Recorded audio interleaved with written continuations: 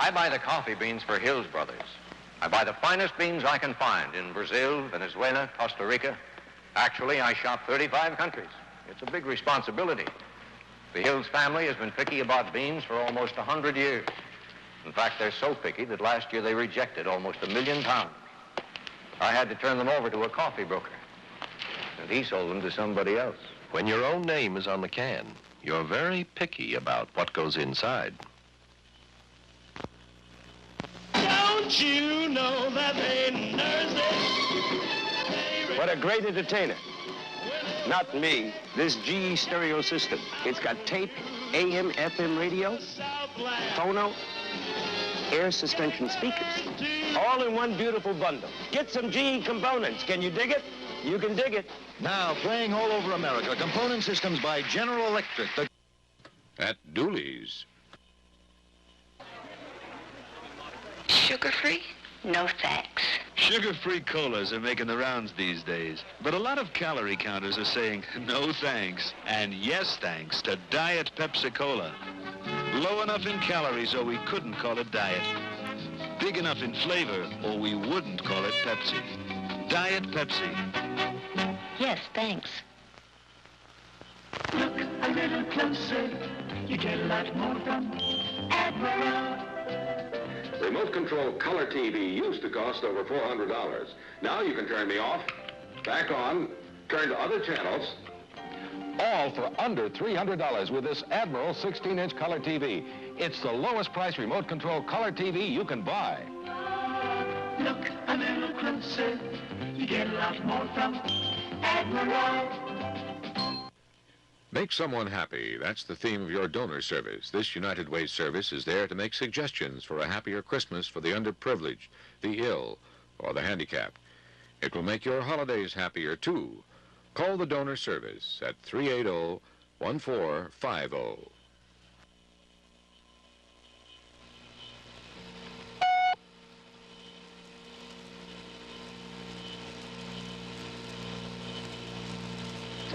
This is Senator Hubert Humphrey.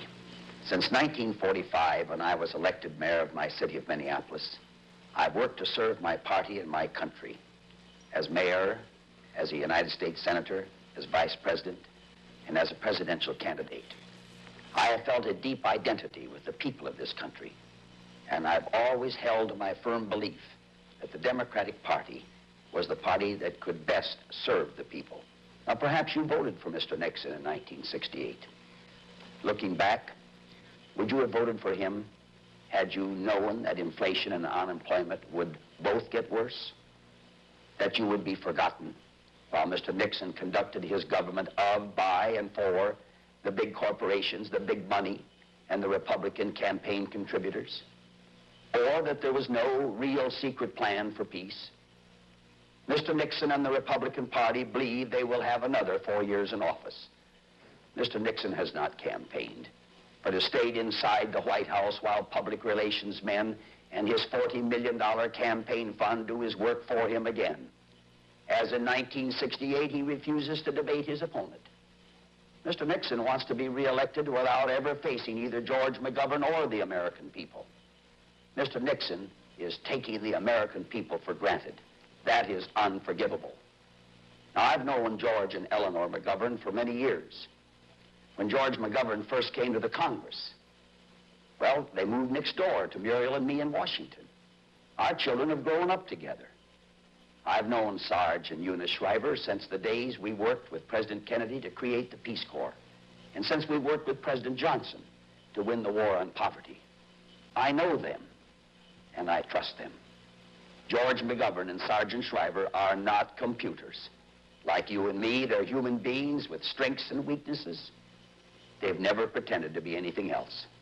They've crossed this country from dawn to dark for many weeks, offering themselves to you, asking your help, telling you about their hopes and their plans for our country.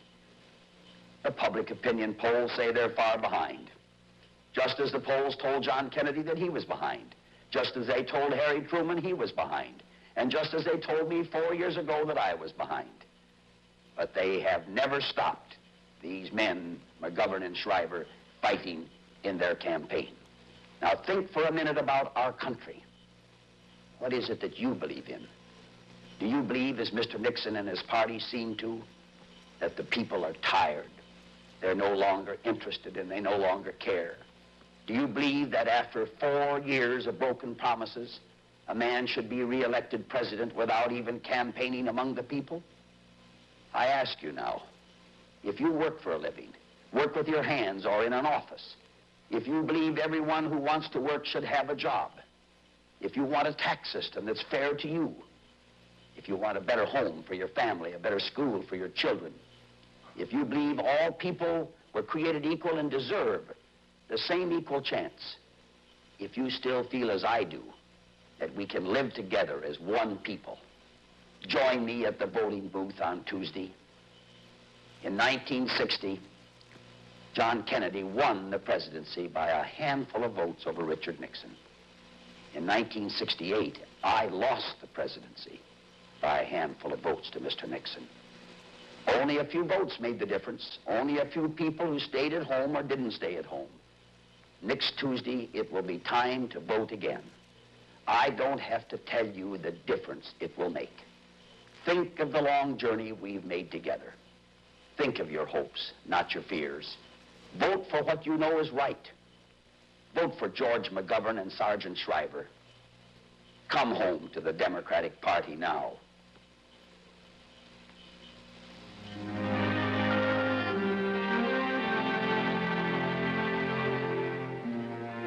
It had been an unpredictable year, a year of floods and drought. But on the prairie, the harvest had been good. And as the seasons changed, for a moment the troubled air of the cities was clear.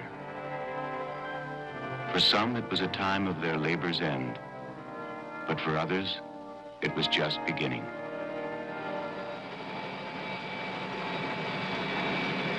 He'd campaigned longer than anyone in the history of our republic, and though his victories were many, the end seemed as far away as ever. But in the fall of '72, things were different, for he spoke now for more than just himself. Pennsylvania votes 2 for Wallace. As the final moment neared, some who had failed to understand before saw the promise of which he spoke. 81 for Senator McGovern. That puts him very close. Here it comes. The great state of Illinois. The people in that hall, one reporter said, were as different as America is different. But they all were Democrats, and they all believed that this year they would make a difference. And they did. For Senator McCarthy, and 119 votes.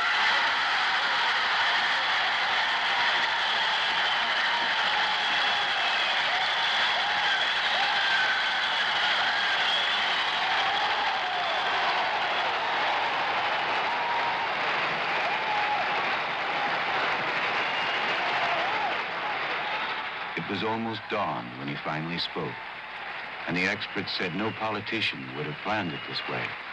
But this was not a convention that politicians had planned.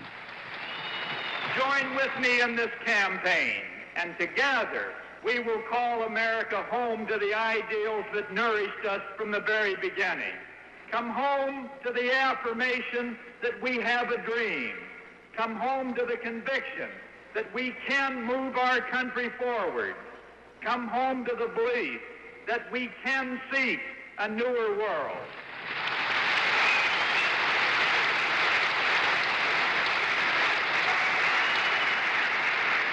So let us close on this note. May God grant each one of us the wisdom to cherish this good land and to meet the great challenge that beckons us home. And now is the time to meet that challenge. Good night and Godspeed to you all. If there was joy in their parting, it was not to last, for unexpected events were soon to intervene. And perhaps now, more than ever, those who did not know him had a right to ask, who was he, and from where had he come? He was christened George Stanley McGovern, birthplace Avon, South Dakota, He grew up in Mitchell, started school there. But the more important lessons were learned at home. From his mother, a gentle spirit, and from his father, Christian principles and hard work. His father had spent his boyhood in the Illinois coal country, where the 14-hour days were measured out at 10 cents a bucket. But he found time to read scriptures and decided to abandon the mine for the pulpit. In 1899, he was ordained a minister. He chose to serve those who were immigrating to America to seek a better life. He followed them west, and while they fashioned a new existence from the prairie, he began building churches.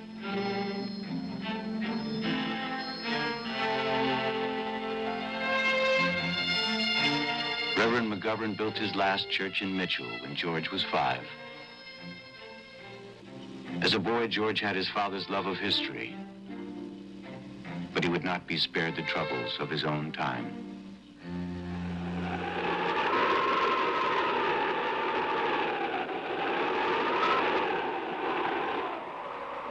The memory of seeing strong men weep, of what they'd suffered, would remain with him all his life. And he talked about it often to his old friend, historian Leonard Genowan. I can remember him talking about the hardships of the children in the community in which he lived as a boy, and how it seemed that people were fine people and yet were so oppressed economically. I think this struck him personally. Things shouldn't be the way they are. People should be able to live better than they were living. I remember these conversations. There is a closeness, perhaps, to the soil. If you are close to the soil, if you're close to the rivers and the rocks and the mountains and the peaks, if you have worked with your hands with the people who have gone through the problems that the people went through in the middle border,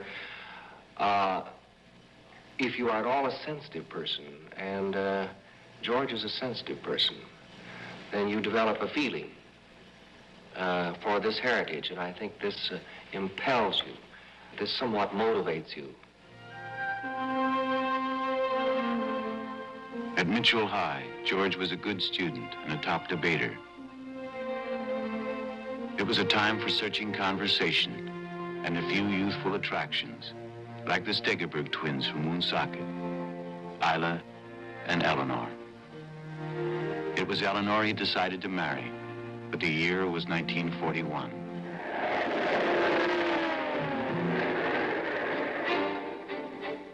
He chose to serve in the air, spent 15 months earning his wings, and went back to marry the girl from Woonsocket.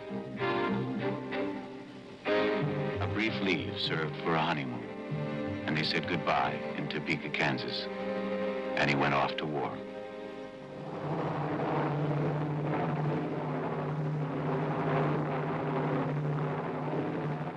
His unit was the 445th Bomb Group, 15th Air Force, flying B-24s out of Foggia, Italy. Their targets were the oil refineries and munition plants of Nazi Germany.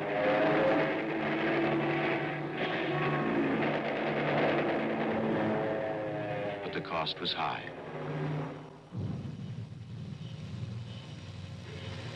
Only half his comrades were to survive. But those who did would remember how it was. Men like waist gunner Bill McAfee. We just dropped our bombs over Brux, Germany. Number 2 engine was hit, and then we had trouble with number 3. We had a fire in number 3 engine.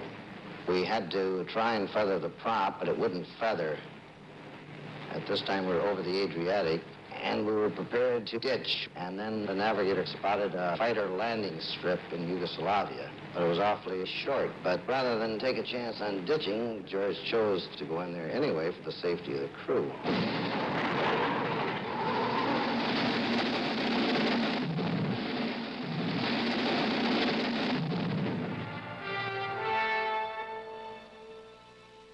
As far as we were concerned, the crew, there was no one better than George Mcgovern. He finished his tour outwardly unscathed, but his pride in receiving the Distinguished Flying Cross was tempered by the haunting knowledge of its human cost. In 1945, his military service would come to an end. Having seen the destruction of war, he chose to build his future on the acts of peace. He began, like his father, in the pulpit. But his old love of history exerted a stronger pull, and he returned to the classroom. Eleanor, of course, went along, and by now there were a couple of new mouths to feed. The rooming house they lived in still stands, 710 Crock Street in Evanston. One of George's friends recalled later that on the GI Bill, on $30 a week, they all had to skimp and save pennies. It was not, Eleanor said, an ideal place for raising two small children. But we were young, and our friends all shared the same low budgets and high hopes. George had begun his studies with an eye to teaching, but his interest in politics was beginning to come to the front. His studies brought him a deepening sense of history and the legacy men of principle had left. Fellow student Bill Towner recalls the Mcgovern of that time. I think that the series of decisions he made after getting out of World War II and being sickened by the bombing and the slaughter were all linked to his desire to provide the kind of leadership which he recognized had to be a kind of moral leadership. I think it gave him a purpose, a direction, and led him, first of all, into the ministry, secondly, into history, and thirdly, into politics. His journey into politics began with what many said was an impossible task. For he set out alone to build a Democratic Party in the most Republican state in the Union. Week after week, he traveled his state in a borrowed Chevrolet, sometimes driving 100 miles to convince one person that his was the party of change. And though his critics said he was headed nowhere, by 1956, he had a different destination in mind. He became the first Democratic congressman from his state in 20 years. And he went to work in a way that won him respect in Washington and re-election at home. Then in 1961, he was called to serve at the side of a new president with a new idea: food for peace. Hunger is the companion of communism, said George McGovern. So he organized Food for Peace as a war against hunger. He saw America's agricultural abundance was freedom's first line of defense. For 18 months, their fight for life was his fight, and his victories, even his small ones, were full of satisfaction. By 1962, he could report to the president that the real power of America was her productivity and its ability to bring hope and an end to suffering abroad. He invited the young president from Massachusetts to come home with him to see the promise for himself. Governor Guy, who's recently my associate at the White House, George McGovern, ladies and gentlemen. These dams, these great projects, frequently are statistics to those of us who work in the nation's capital. And I must say that I am heartened to come out here and talk to the distinguished engineer in charge and be informed by him that this has cost $25 million less than was estimated 8 years ago, and that stands as some kind of a record in the United States today. We're going to take him back to Washington and put him in charge of the whole operation. By the end of this century, we're going to have 300 million people and a $2 trillion national income, and a great responsibility as the food basket of a world which will double its population in the next 40 years. Let us develop the resources of our land, build up all its great institutions, and see whether we, in our time and generation, may not perform something worthy to be remembered.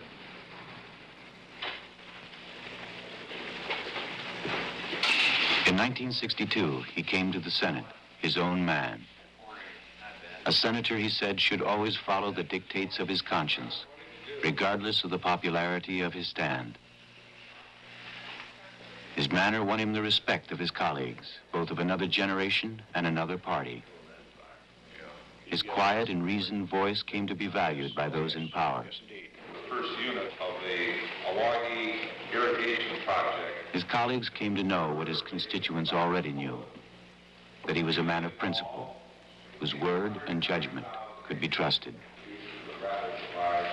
Of all the men in the United States Senate, said Robert Kennedy, George McGovern does things in the most decent way. We have the favorable report. They were good times, Eleanor would remember. The children were old enough to share the excitement of our life. We were happy and together. But the quiet they knew now was not to last. For events in another place were preparing to intervene. 10 years ago, he would write, "We are making a mistake, the most tragic diplomatic and moral mistake of our history." The year was 1963.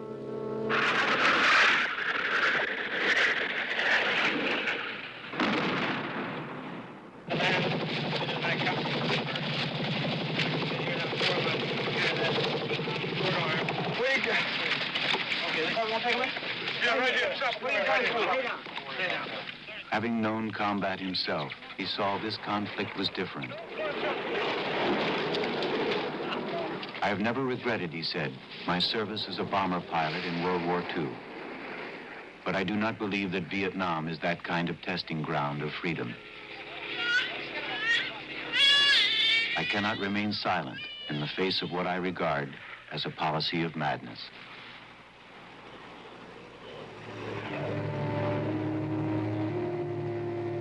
Though his words were heard, they were not heeded.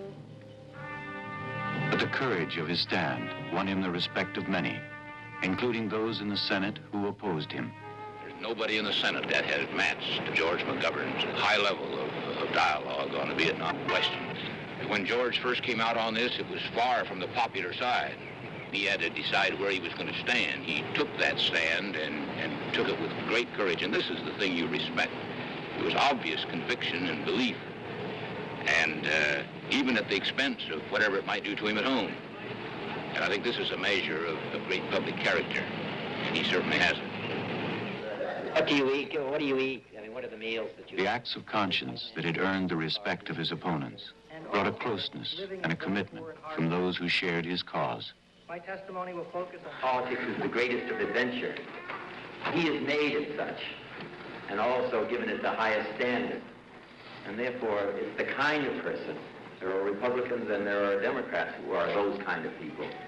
But George McGovern happens to be the kind of person that those of us who are colleagues of his in the United States Senate can be proud.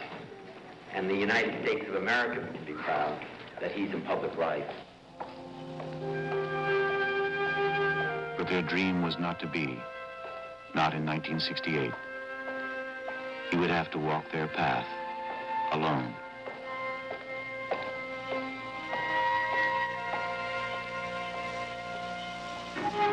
Everywhere he traveled, he saw people felt their government no longer cared, even to end the hunger of a child.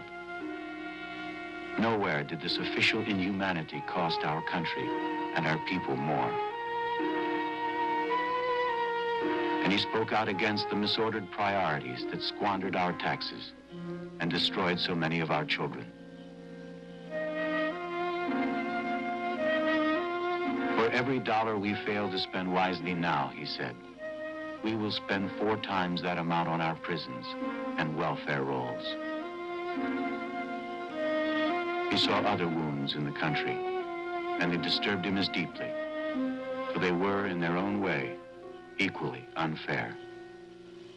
Well, I just lost my husband, and we had a terrific income, but it all went taking care of him now, and I'm really down to nothing. And I can't go to school for the rest of my life, and my folks aren't going to support me for the rest of my life, and there ain't no jobs open. The greater imperative is to get the drugs out of the neighborhoods. This gets down to our crime rate, and the guy who's given up trying to make a buck and goes out and holds somebody up, he gets put in jail. We support him. He died. They found him in his room This is American veteran. I got to pay 20% of what I earn in taxes, whereas some of the major industries in the country only got to pay under 10%. Your blends has been added on this, 5 cents on that. Before you know, you may as well pay the money for the meat. They make more profits working me 11 hours or 12 hours a day than they do working 3 shifts, 8 hours a day, because they don't have to pay any kind of human benefit. The farmer is not getting out of his product what he should have. I think it's a crime. Farmer's getting squeezed off. I'm not one of these feminists that go around shouting all this stuff. I just want what's fair for us. There should be something done so each individual would benefit from the life he spends on this earth. Just to work in a plant all those years to get your pension benefits. And then that's the end of your life. It just seems so ridiculous and unrewarding is really the word for it, unrewarding.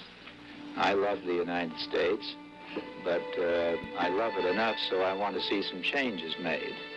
The American people want to believe in their government, want to believe in their country, and I'd like to be one of those that provides the kind of leadership that would help restore that kind of faith. I don't say I can do it alone, of course I can't. But the president can help set a new tone in this country. He can help raise the vision and the faith and the hope of the American people. And that's what I'd like to try to do. I'd like to get a president that we can believe in. I now seek the presidency as a public servant whose career has been... His announcement, a year before everyone else, was not, in the words of one reporter, a prospect that brought fear to the hearts of the opposition. But perhaps what George McGovern was saying that day was heard more clearly in other rooms, in other places. They were, in the most part, unpaid volunteers, determined in 1972 to make the process work. In a time when elections depended on the secret contributions of a few, his campaign would be financed in a different way. We don't have special interests contributing to the McGovern campaign. The money has come in contributions of $5, $10, $15. One man wrote a letter and said, we'll eat bologna and hot dogs for a while in order to contribute another $5 a month to the campaign. Now, that kind of support makes a candidate feel that he has a real obligation to the people. 50 up another, we sent 100 more. He often walked the campaign trail alone, little known by the voters, and often ignored by the press. Slowly, even the national press sensed that something was happening, something new in American politics. They began to listen to this man. He was on the move. Within 2 months, he had eliminated the front runner, and the power brokers began to see that the people were not to be denied. Not this time. Everywhere he campaigned, the victories he had sought so long began to appear. And the joy and the gathering momentum of his success he would share with Eleanor. The triumph that surrounded him now was hers as well, for they had made this journey of 30 years together. And perhaps he would find, in the memory of their path, a way out of the wilderness for us all.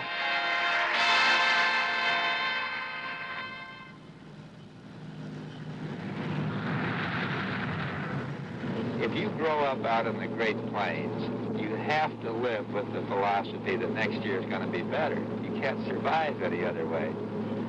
And maybe that's the way it is with life. You have to be an optimist to really get the most out of life. If people laugh about that relationship between a person and the land, they say it's an old-fashioned idea. It's really not, because first of all, it gives you a sense of knowing where you're from. If you don't have some frame of reference that's familiar and acceptable to you, it's hard to go into a complicated area like one of the great cities of this country and know what needs to be done. What needs to be done is to deal with the simple, ordinary problems of people, the houses they live in, the kind of health care they get, the neighborhoods they live in, so that you really build, again, a sense of caring about each other. That's what's important.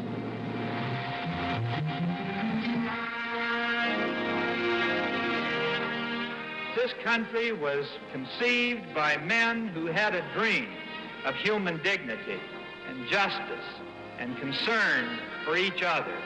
And if we begin now to match our policies with our ideals, then I believe it is yet possible that we will come to admire this country not simply because we were born here, but because of the kind of great and good land that you and I want it to be, and that together we have made it. That is my hope. That is my reason for seeking the presidency of the United States.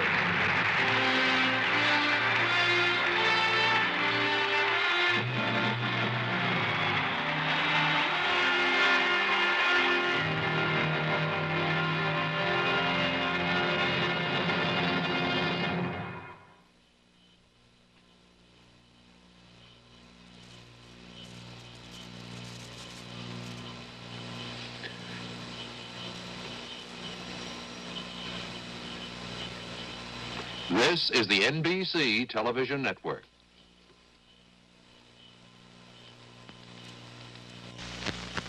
Why would famous fashion designer Bonnie Cashin use a Sears sewing machine? I work with so many different kinds of fabrics, leathers, suedes, knits, and my new Sears Kenmore takes everything I feed it, and so easily. It has 9 different stretch stitches for knits, including an overcast. As for leathers, look at the power and control you get at slow speeds. It even sews buttonholes automatically. When you can get a sewing machine like this at Sears, why pay more?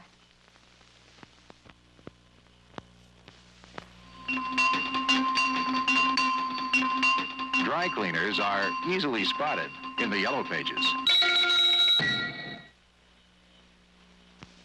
New York, first class all the way. We'll give you New York on a platter for only $1.99 at the Sizzler. Lollapalooza Book Sale and Fair with music, entertainment, and children's shows. Sunday, November 12th, 11 to 5 at the Downtown Central Library.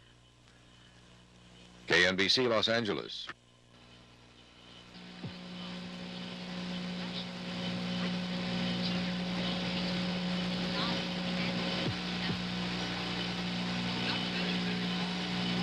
Ladies and gentlemen, the President of the United States.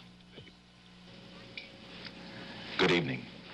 Tomorrow, 100 million Americans will have an opportunity to participate in a decision that will affect the future of America and the future of the world for generations to come.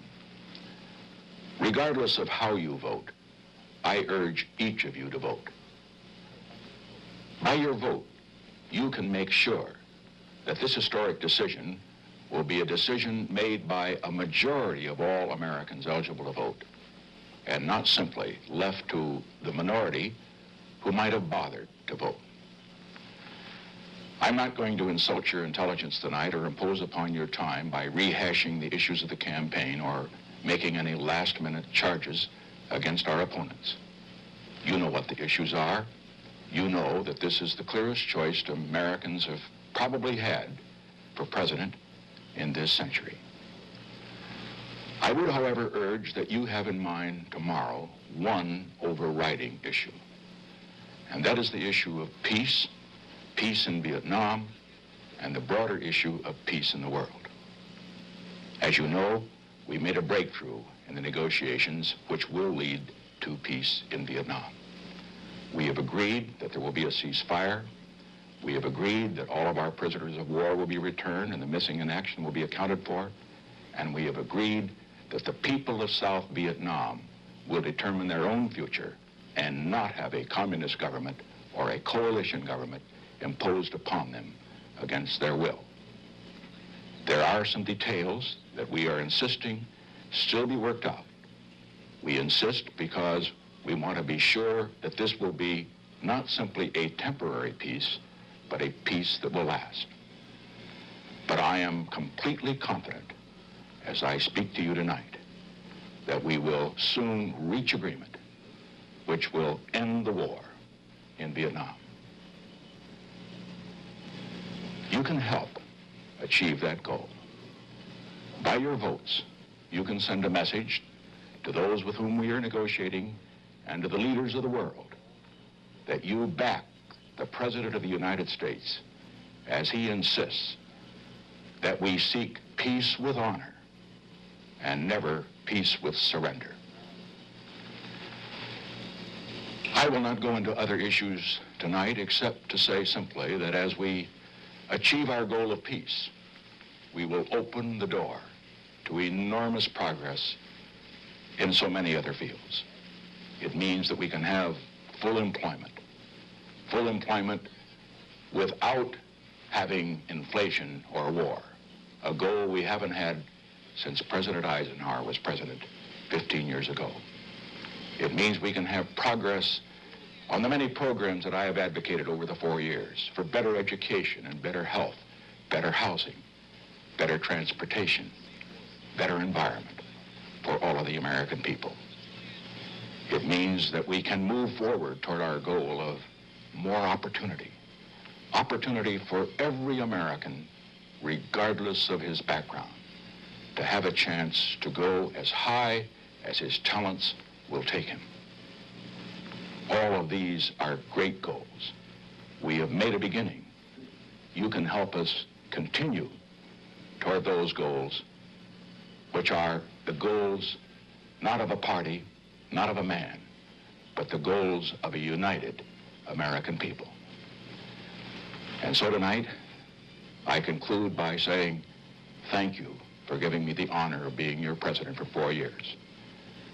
And whatever your decision tomorrow, I will continue to work with you for the great goal. Let's make the next 4 years the best 4 years in America's history. Thank you, and good evening.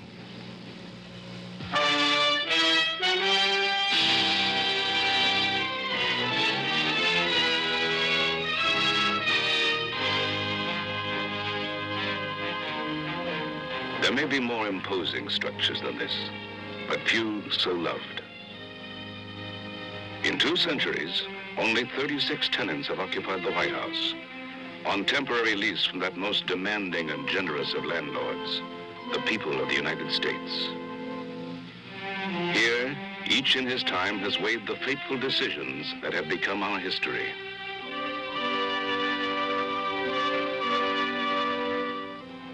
The 37th President of the United States is Richard Nixon. We know him best as a public figure. We seldom glimpse the president behind the scenes.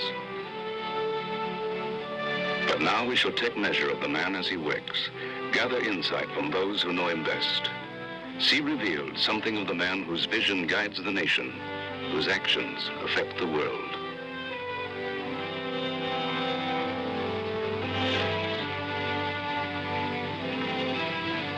You get it, George Schultz for me, please. A monetary crisis in England prompts a phone call. In the low-key, undramatic way that is characteristic, he discusses a course of action with his Secretary of the Treasury. Hello. George, on that thing we were discussing this morning, I wanted to be sure that you got off a telephone call, preferably, a message, if necessary, to Connolly. Oh, good. Good, right. What did he think about the British action and so on? What did he think about the possibility of the European bloc? I suppose he went up the wall? No. The other thing, too, is he's got to think of the Latin Americans. If he cancels his trip because of this little blip, it could be a fairly big one in the international monetary thing. It'll be again, well, here the Americans only care about Europe and don't care about us. Tell him it would be a very grave mistake for him to cancel his trip or to postpone it to this point. He ought to go down there, and then if something else develops, we'll bring him back. The president must be jealous of his time. The function of his staff is to assist the decision-making process. And then get Ehrlichman in. Is he around? Yes, sir, he's upstairs. What they bring to him must be pertinent and concise, ready for his decision. The president is tough-minded, straight to the point when the occasion demands, as in this discussion of revenue sharing. We don't have any assurance that if we put federal money into that reform, that property taxes are going to go down in the localities. Well, then we won't accept it. Well, what's the matter with these clowns? Well, it's a question of local option. You remember, you've got a lot of local government people on that commission. The whole purpose of this is to get property taxes down. The purpose of this is not to increase the budgets for local officials to continue to raise property taxes. That's what I thought. And unless you put the heat on these local officials, they'll just take the money and pour it into all their pet projects and not get the progress. That's what's happening. Not the way it's going to be. He is a completely professional president. That he was certainly trained for the job, that he has the basic qualities that the President of the United States has to have: intelligence, discipline, stamina, real vitality, sense of history, confidence. He has a very healthy distrust of what comes up as the official, quote, intelligence. I saw some of this develop, of course, in the Eisenhower years. And Eisenhower, being the great man he was, had a very healthy distrust of, quote, military intelligence. And he always wanted to double-check everything. And this is true of President Nixon. He goes to other sources, whether it's data that involves South Vietnam, information that's supposed to be official, and I think probably some of his predecessors got into very great difficulty because they took at face value the kind of material that were given to them in official briefings. We don't have information. We don't know whether there's more addicts. We don't know whether there are more drugs available. I would guess that there are more addicts. The statistics are pretty poor, and yes, they are. Probing for information, the president demands accuracy. Seeking to stem the flow of heroin, he prepares for a difficult decision. A plan evolves to curtail the Turkish opium crop. The ultimate weapon is a bigger subsidy. We will use it. It is worth it. It's worth $50 million this year if that's what it costs to buy a $3 million crop. If it'll do the job. Now, it may be there'll be social problems and the political problems and the rest, and their embarrassment that won't do the job. My guess is that $50 million wouldn't do it, but it is worth it to this country. If that will do the job, pay $50 million. 60% of all of opium poppy, which is, of course, the raw material from which heroin is made, is grown in Turkey. The joint announcement that is being made at this time in Washington and in Ankara represents by far the most significant breakthrough that has been achieved in stopping the source of supply of heroin and in our worldwide offensive against dangerous drugs. The cultivation of the opium poppy is expected to end within the year. Thus, a presidential action is implemented, a presidential decision made. A president is hired, basically, to make the big decisions that no one else can make as well. And he isn't going to do that unless he finds a way to develop his time and find the time to do it. If one staff member had a strong view or one cabinet member had a strong view, I made sure that I had the views of another staff member or cabinet member there as well. And then I go into the quiet, not so much of the Oval Office, maybe to Camp David, maybe over to the Executive Office building where I have a so-called hideaway. And then I finally make the decision there.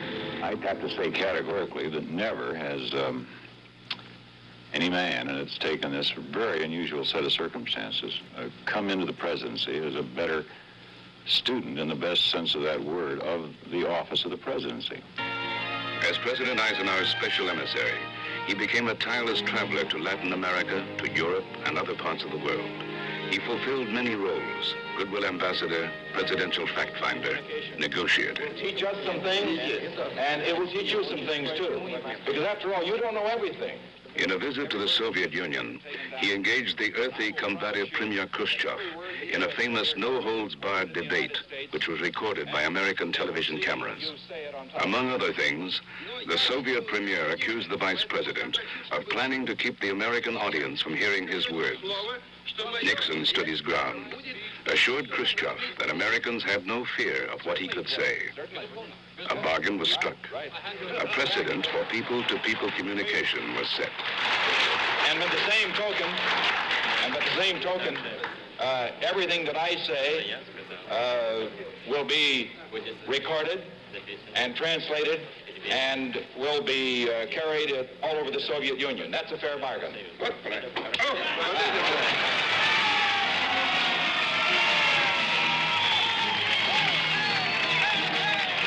In 1960, he himself sought the presidency, qualified by a depth and diversity of experience unmatched by any candidate for the highest office in the land. But after a meteoric rise, he suffered a major defeat. If this trend does continue, and he does become our next president, that he will have my wholehearted support and yours too. Looking back, I think that being out of office, going through the trauma of defeat and disappointment, nobody has really been defeated until he's been defeated after running for president. But after having been through that, and then to have to come back, a man develops a certain strength in adversity that you never get in success. He works constantly, and whether it's in the automobile or the chopper or the aircraft, or whether it's in Florida or the West Coast or Camp David, he's always working. I think he thrives on work. I think probably it's his only method of relaxation.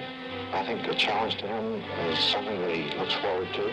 The solution of it is what really gives him the drive to go on. There are many sides, many moods to this man. Serious-minded, solitary at times. His work has its lighter side. He enjoys people. A memorable evening at the White House honors composer Duke Ellington.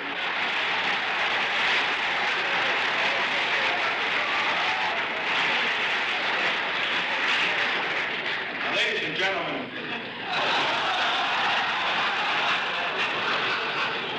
please don't go away. Duke was asking earlier if I would play, and I said I had never done so yet in the White House, but it did occur to me as I looked at the magnificent program prepared for us that one number was missing. You see, this is his birthday. Now, Duke Ellington is ageless, but would you all stand and sing happy birthday to him, and please in the key of G.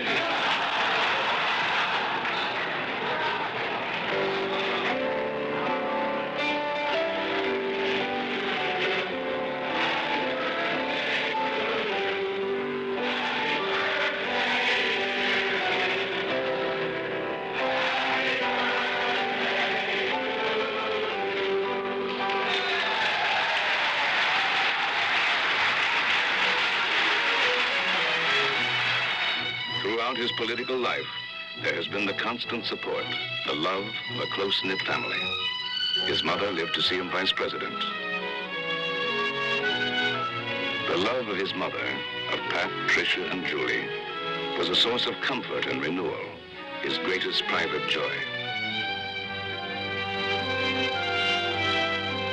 Now, as the nation's first family, the demands upon them are even greater.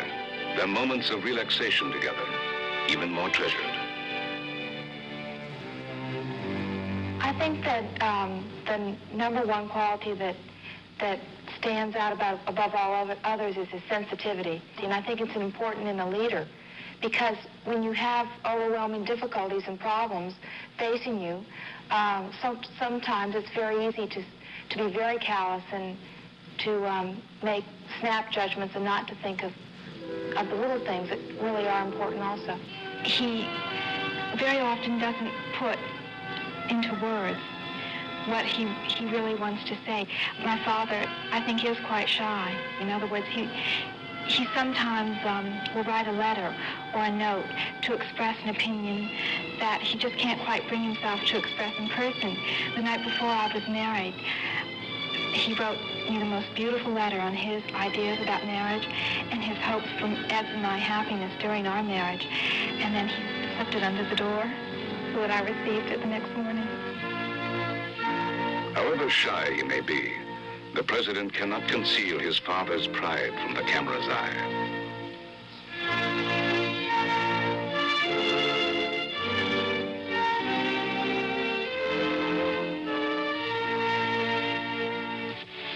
When you take kindergarten kids and put them on a bus for an hour and a half, when they got a school they could walk to 5 minutes away, now that's wrong. It's wrong for the white children, it's wrong for the black children. Massive busing produces inferior education, and education's the name of the game.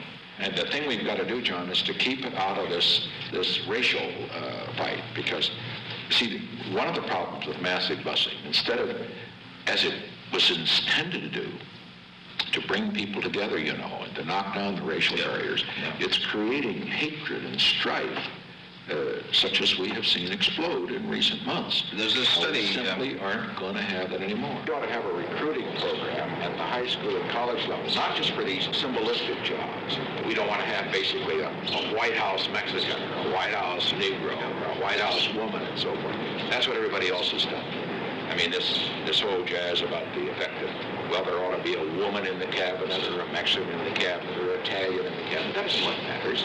What matters is that whoever a person is, he's got to feel, whatever his background is, that he's got a chance to come into government.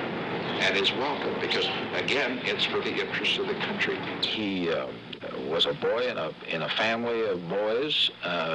They were poor. I can remember his telling me one night about, we were on a trip somewhere, and we got talking about the poor.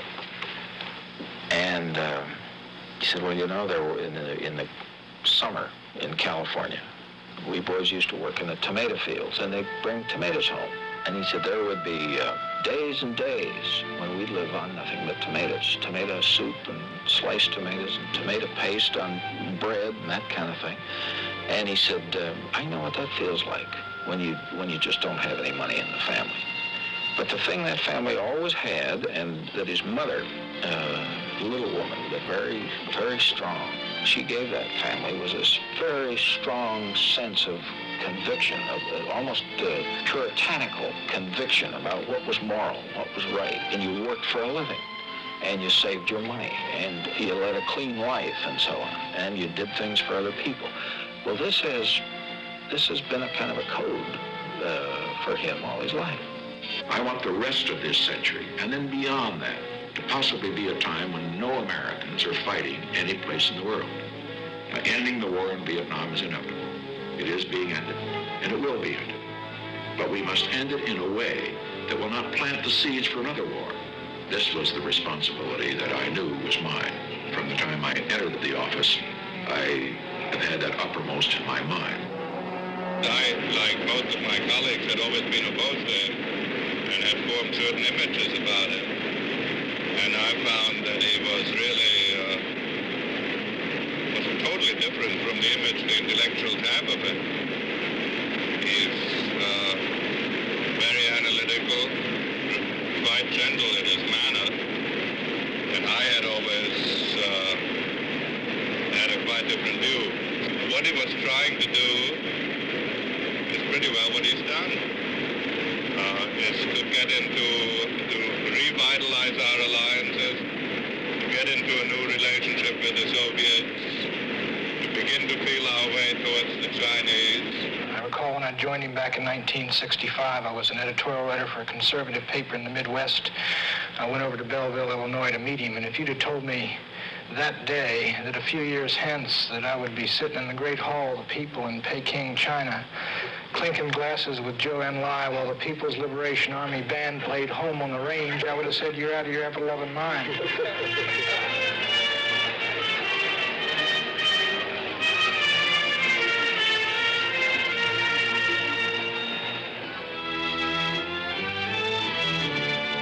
In China, with Zhou Enlai, President Nixon begins a dialogue which marks an historic change in American policy.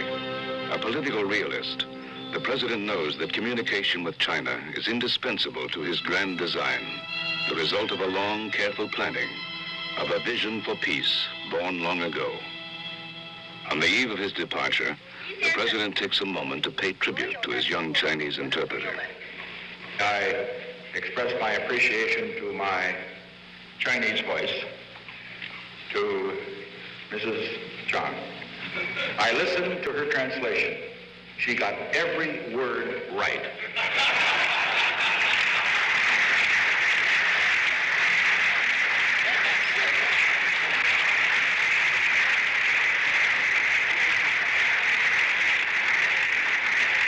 It's a big word, but there's a certain heroic quality about how he conducts his business, because he does it all in a very understated way, because I can only judge foreign policy.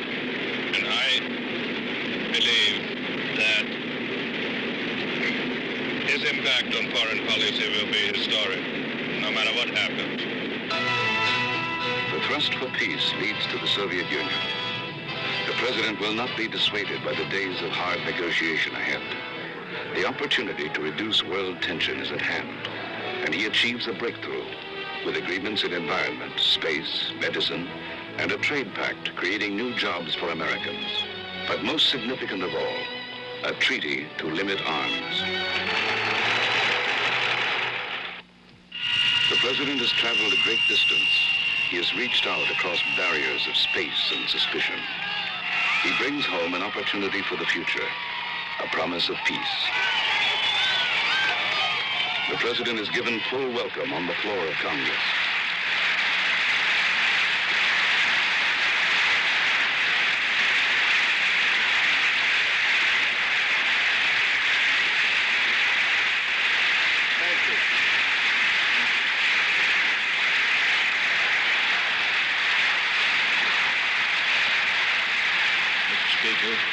The President is heard by his government and by his people across the breadth of America.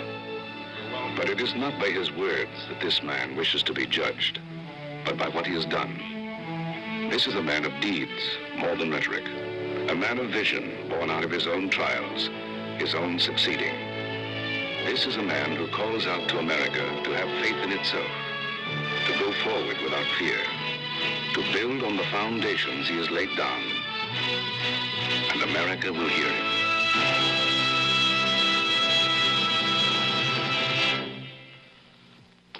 For those who did not see it earlier, we now present again President Nixon's Election Eve message to the American people, delivered today at the Western White House. Good evening. Tomorrow, 100 million Americans will have an opportunity to participate in a decision that will affect the future of America and the future of the world for generations to come. Regardless of how you vote, I urge each of you to vote. By your vote, you can make sure that this historic decision will be a decision made by a majority of all Americans eligible to vote, and not simply left to the minority who might have bothered to vote. I'm not going to insult your intelligence tonight or impose upon your time by rehashing the issues of the campaign or making any last-minute charges against our opponents. You know what the issues are. You know that this is the clearest choice Americans have probably had for president in this century. I would, however, urge that you have in mind tomorrow one overriding issue, and that is the issue of peace, peace in Vietnam, and the broader issue of peace in the world. As you know, we made a breakthrough in the negotiations which will lead to peace in Vietnam. We have agreed that there will be a ceasefire. We have agreed that all of our prisoners of war will be returned and the missing in action will be accounted for. And we have agreed that the people of South Vietnam will determine their own future and not have a communist government or a coalition government imposed upon them against their will. There are some details that we are insisting still be worked out. We insist because we want to be sure that this will be not simply a temporary peace, but a peace that will last. But I am completely confident, as I speak to you tonight, that we will soon reach agreement which will end the war in Vietnam. You can help achieve that goal. By your votes, you can send a message to those with whom we are negotiating and to the leaders of the world that you back the President of the United States as he insists that we seek peace with honor and never peace with surrender. I will not go into other issues tonight except to say simply that as we achieve our goal of peace, we will open the door to enormous progress in so many other fields. It means that we can have full employment without having inflation or war, a goal we haven't had since President Eisenhower was president 15 years ago. It means we can have progress on the many programs that I have advocated over the 4 years for better education and better health, better housing, better transportation, better environment for all of the American people. It means that we can move forward toward our goal of more opportunity. Opportunity for every American, regardless of his background, to have a chance to go as high as his talents will take him. All of these are great goals. We have made a beginning. You can help us continue toward those goals, which are the goals not of a party, not of a man, but the goals of a united American people. And so tonight, I conclude by saying thank you for giving me the honor of being your president for 4 years. And whatever your decision tomorrow, I will continue to work with you for the great goal. Let's make the next 4 years the best 4 years in America's history. Thank you, and good evening.